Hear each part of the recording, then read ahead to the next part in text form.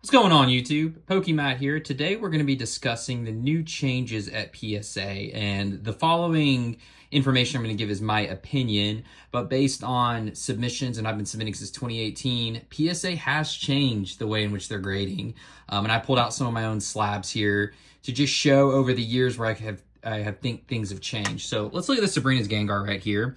I love that double swirl right there next to his right hand. But we look at the Sabrina's Gengar. I looked at the centering and I measured it myself. And while the top and bottom are thick, one is like 4.2 milliliters, one is 4 millimeters, well within the centering of what's acceptable for PSA 10 under their new guidelines. There are no surface scratches. There is a print line right there.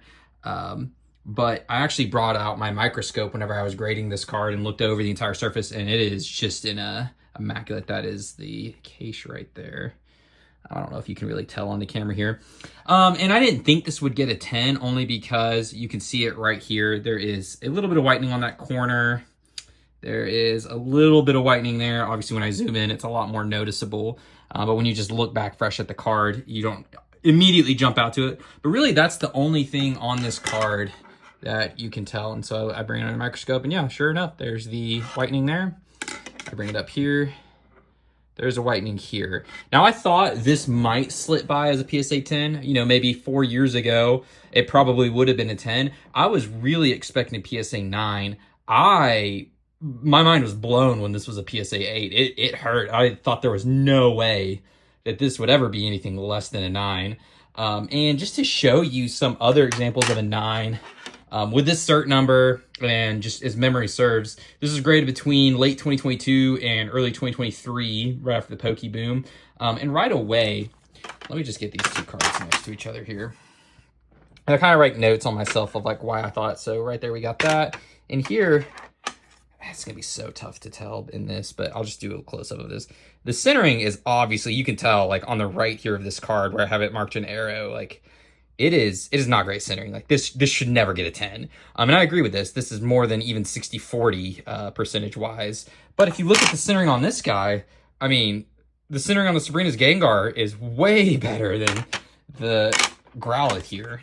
Like it's absurd to me that just looking at the fronts of these cards, that you would give this one a 9 and this one an 8. I would almost reverse this. This should have been an 8 and this one should have been a 9. But let's look at the back of this Gengar. And I did circle it just to make it quicker on your eyes here to see. But we got some whitening there. That is actually worse whitening than what is on the Sabrina's Gengar even. So there's the Sabrina Gengar's whitening right there. I mean, you really got to be looking for it there. This guy, it's right there.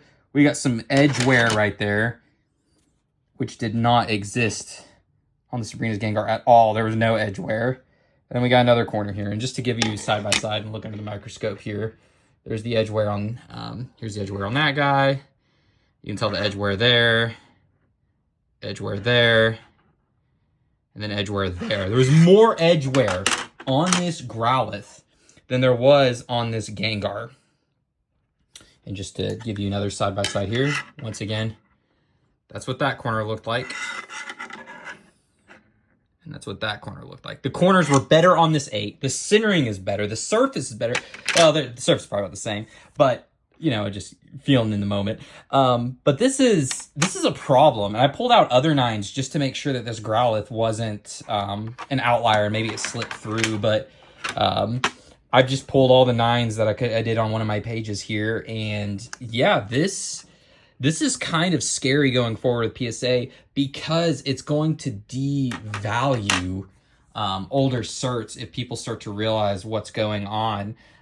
Because this is a strong 8. This would have been a 10, 5, 6 years ago. Should be a 9 even 2 years ago. And now apparently this is the new standard 8.